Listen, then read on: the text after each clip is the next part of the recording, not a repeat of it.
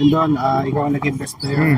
Paano lang kahirap na makuha kung panalo yung Sobrang hirap kasi yung conference namin is on the line. So kung matalo pa kami, may chance baka ma-out pa kami kasi yung convert siya ay nanalo. So parang dikit-dikit na kami dun sa boto. Yeah, so with mindset lang namin talaga is to win kasi kung hindi, yun nga, baka malaglag pa kami. Yun nga, yung kalaban nyo kanina nasa top, may halumbang kayong gigil na talunin sila dahil nga nasa top sila. Oo, parang yun na yung mindset talaga namin na talagang kailangan namin manalo. Kasi nga, yun yung laging na-explain sa amin ni Coach Leo pag natalo kami. Malaglag kami. So, parang yun yung naging motivation namin ngayon din.